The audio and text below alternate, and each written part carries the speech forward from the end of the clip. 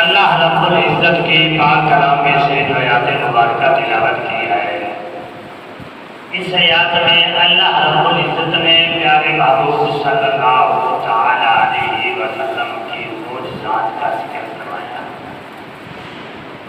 معجزہ اصل حقیقت اللہ رب العزت کی قدرت ہوتی ہے، اس مالک کی شان ہوتی ہے۔ صرف رب کائنات اپنے نیک بندے کے ہاتھ پہ ظاہر کرواتا ہے کہ لوگوں کو پتہ چلے کہ یہ میرا نیک بندہ اور برگزیدہ ہے۔ جس اولیاء کے ہاتھ پہ ظاہر کی جائے اس کو کرامت کہا جاتا ہے۔ نبی کے ہاتھ میں اللہ رب العزت ظاہر کرے تو اس کو معجزہ کہا جاتا ہے۔ تو اس لیے اللہ رب العزت نے فرمایا کہ جتنے انبیاء علیہ السلام آئے میں نے ان کو معجزات دے کر دنیا کے اندر بھیجا۔ میرا محبوب جب دنیا میں تشریف لایا تو میں محبوب کو معجزہ بنا کر ہی بھیجا کہ دوسرے نبی مجھ سے پوچھتے مولا میری قوم اور عوام میری امت یہ کہتی ہے تو بتلا کرو کہ نہ کرو؟ جب میرے محبوب کی باری آئے تو آپ وہ کام کر دیتے۔ رب کائنات فرماتے میں نے تمہیں معجزہ بنا کر بھیجا ہے، جو بھی میری دربار میں آئے وہ خالی نہ جائے۔ اور یہ انتظار نہ کرنا کہ اللہ رب العزت سے وہ پوچھو کہ وہ بتلائے گا تو پھر میں کہوں گا۔ فرمایا کہ جس طرح کا آپ سوال کرے آپ سے خالی نہ جائے۔ تو اللہ رب العزت نے پیارے محبوب صلی اللہ تعالی علیہ وسلم کو معجزہ بنا کر دنیا کے اندر بھیجا۔ بخاری شریف کے اندر یہ حدیث بات ہے۔ ابو جہل والوں نے سوچا کہ جو بھی آدمی محمد صلی اللہ علیہ وسلم کے پاس آتا ہے جو مانگتا ہے وہ عطا کر دیتے ہیں، کوئی ایسا آدمی منگوائے عقل اور دانا ہو جو اس سے سوال کرے اس کا جواب نہ دے،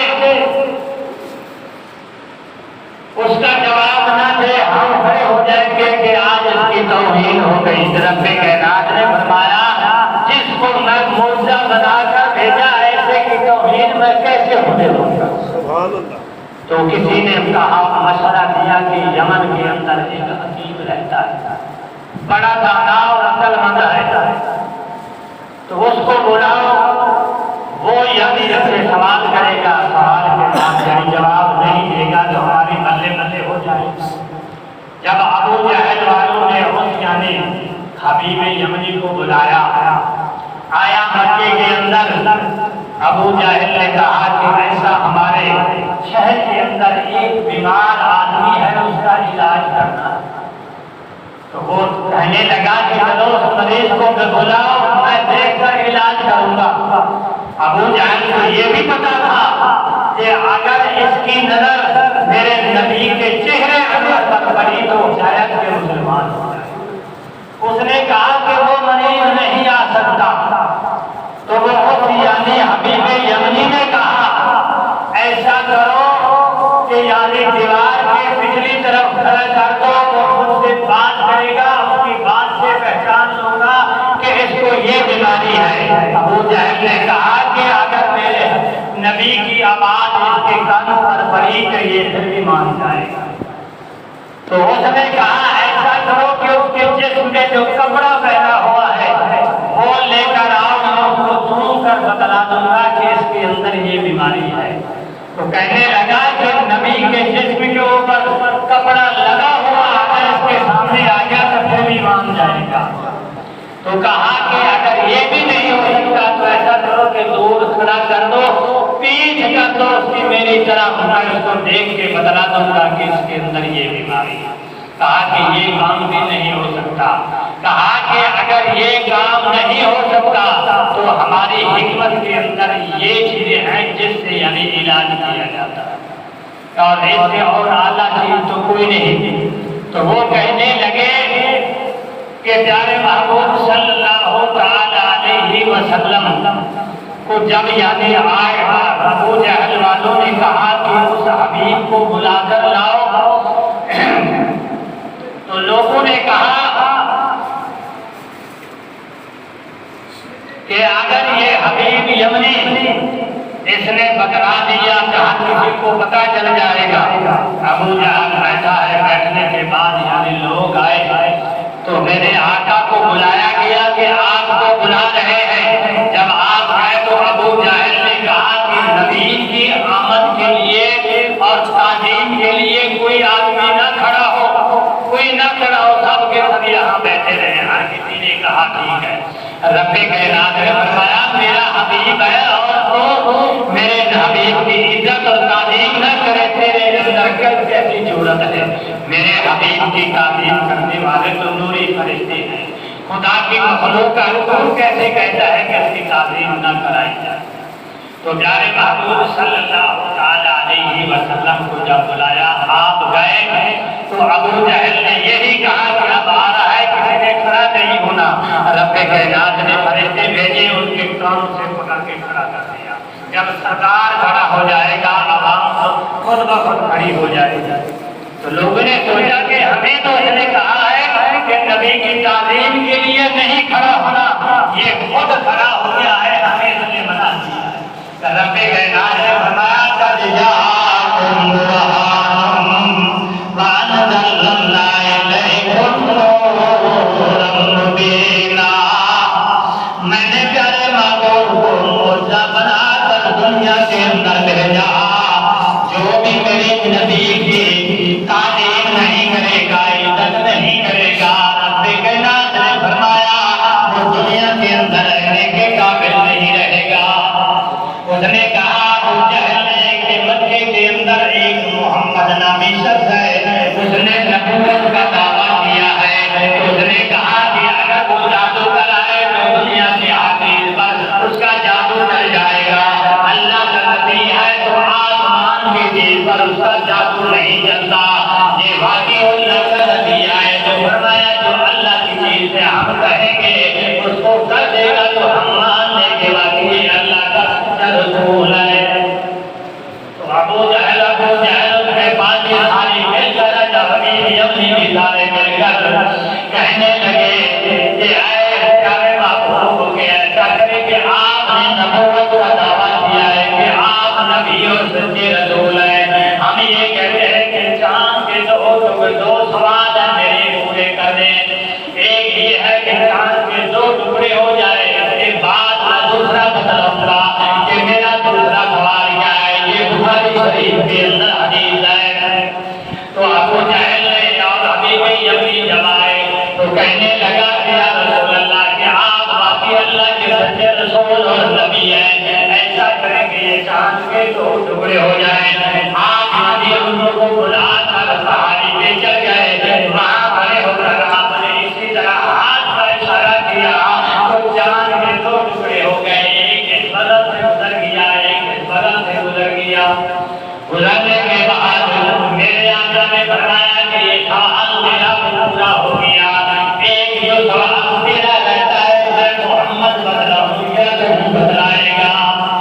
اس نے کہا کہ اگر تم بدلائے گا تو بات بھی اور نرالا ہو جائے گی۔ تو اس نے کہا کہ تیرے گھر میں ایک بچی ہے، ہاتھ بھی اس کے نہیں ہے، اس کے آنکھیں بھی نہیں ہے، پاؤں بھی نہیں ہے، اس بھی نہیں ہے، ایک اونٹ کا ٹکڑا ہے۔ اس نے کہا کہ میری یہ ٹھیک ہو جائے میں مسلمان ہو جاؤں گا، کلمہ پڑھ کے میرے آقا نے فرمایا کہ اپنے گھر میں دیکھ کر حبیب یمنی نے یہ کہا کہ میں دیکھتا ہوں کہ نبی کی دعا پہلے پہنچی ہے یا میں پہلے پہنچتا ہوں۔ جب حبیب یمنی دروازے پر گیا تو وہی بچی تھی جو یعنی بالکل ڈولی لگی تھی، خشکی تھی، اس نے اس کا دروازہ کھولا، کھولنے کے بعد دیکھ کر حیران ہو گیا، بیٹی تو چلنے کی قابل بھی نہیں تھی۔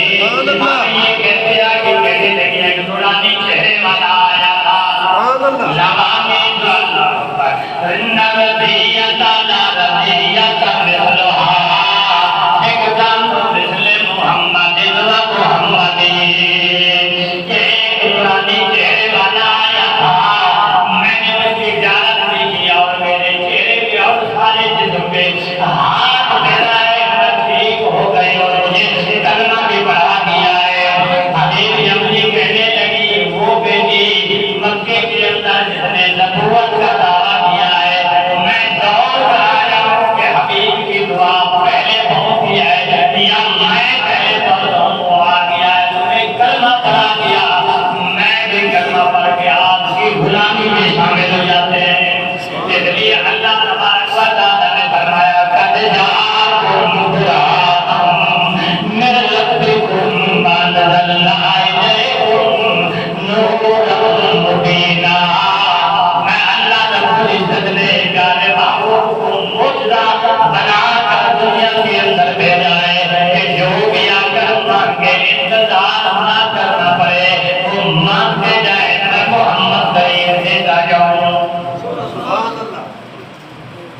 اللہ رب العزت نے بتایا حبیب کے ہمیں تمہیں معجزہ بتا کر بھیجا۔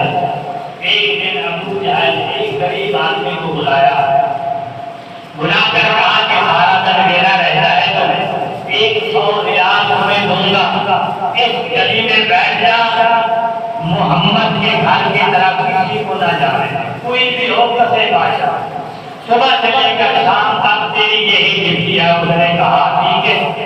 اس نے کہا کہ یہ بتلا کہ تم کیسے روکے گا، اگر میرے جیسا بڑا آدمی امیر آ جائے اس کو کیسے روکے گا؟ اس نے کہا کہ بڑا آدمی امیر آ جائے تو منت سماج کروں گا، پاؤں پڑوں گا اور اپنی بنی اس کے پاؤں میں ڈالوں گا، یا یہاں سے نہ جا دوسری گلی چلے جا۔ یا اگر کوئی غریب آدمی آ کر کھا کے کھڑا ہو جاؤں گا، خبردار جا کر یہاں سے۔ اس نے کہا کہ ٹھیک ہے تو کامیاب ہو جائے۔ وہ ایک دن بھی وہاں بیٹھا رہا، شام کو جا کر ابو جہل سے 100 روپیہ لے کے چلا گیا۔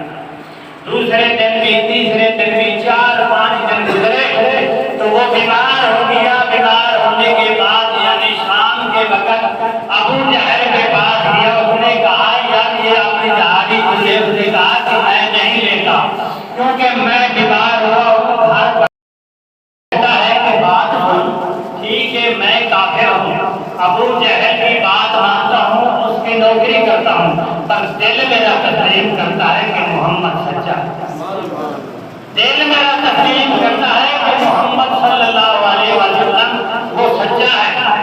تعریف کرنے لگا تو اس کی بیوی کہنے لگی میں ابو جہل کو جا کر بتلاتی ہوں کہ تنہا سمجھے چاہے تعریف محمد کی کرتا ہے۔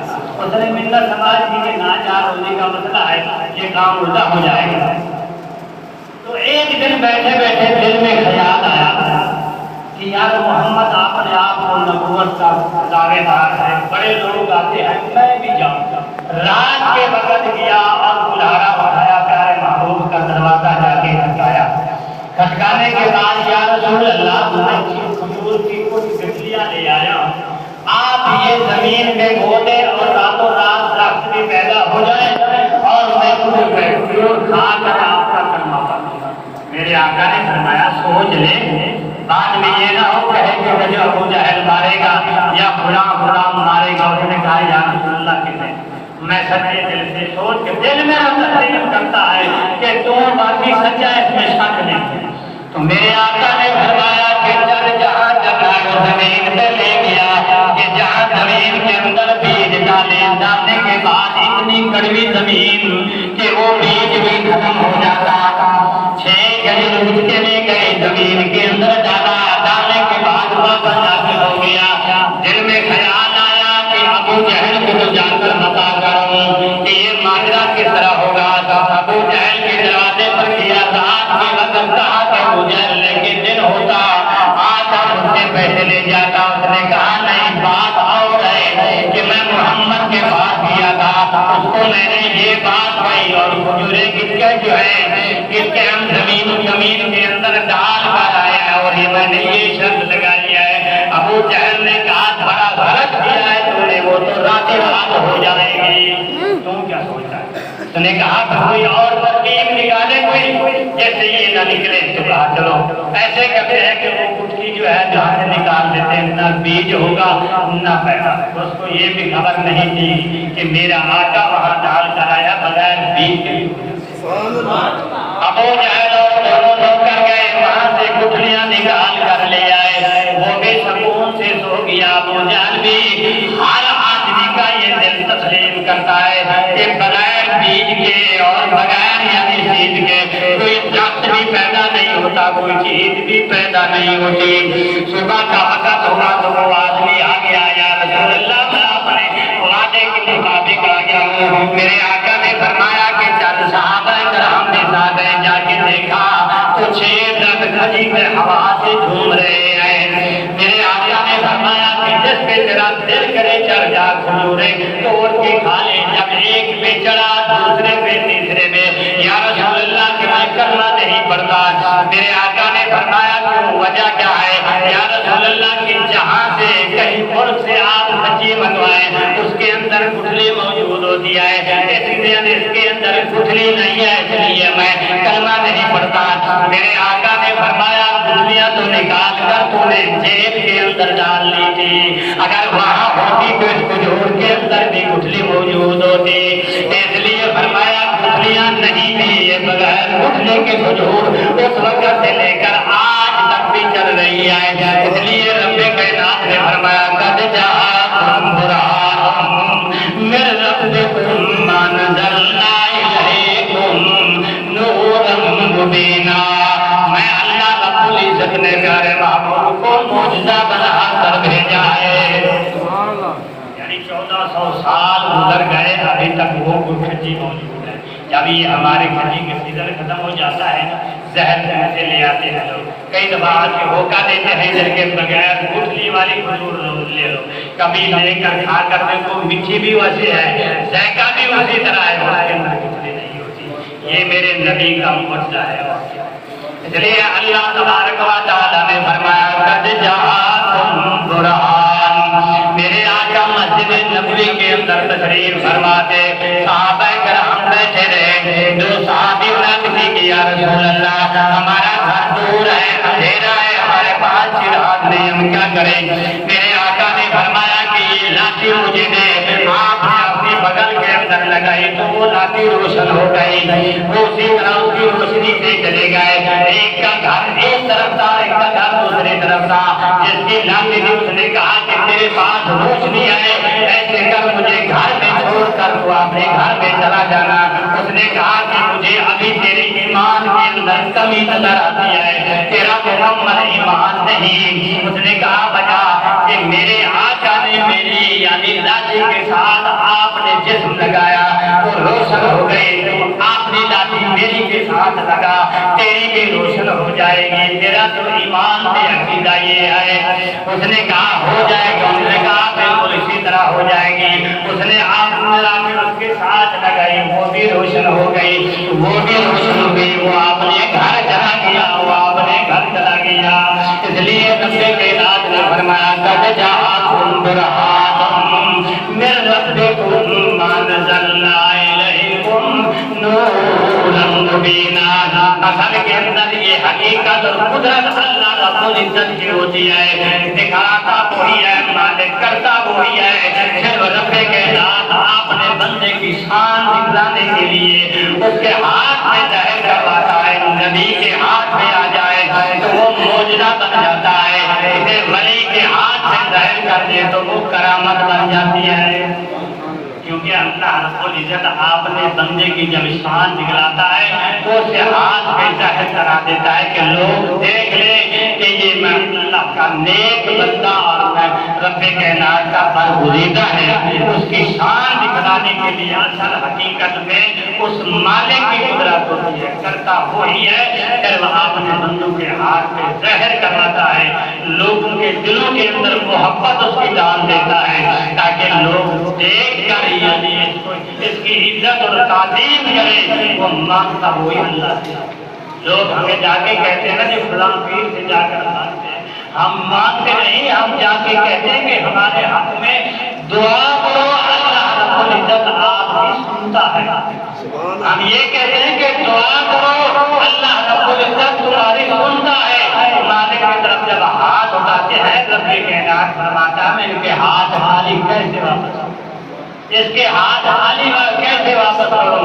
ہم گناہگار سیاکار ہر گناہ ہمارے اندر ہے، رشوت کھانے کا، سود کھانے کا، بےایمانی، ہیرا پھیری، جھوٹ، سب چیزیں ہیں۔ ہم دعا مانگتے ہیں قبول نہیں ہوتی، جب اس کی دربار میں جاتے ہیں وہ دعا مانگتا ہے، مالک کہتا ہے میں اس کو دیکھی اور گناہگار کو، وہ گناہگار کی طرف نہیں دیکھتا، آپ نے محبوب کی طرف دیکھتا ہے، محبوب تو نے مانگا ہے میں نے تمہیں عطا کیا۔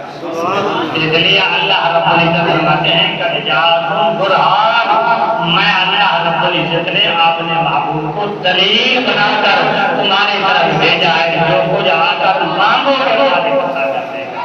ہم دعا کرتے ہیں اللہ رب العزت ہمارے دل کے اندر محبوب کی عزت عطا فرمائے اور محبت عطا فرمائے، پیار و محبت عطا فرمائے۔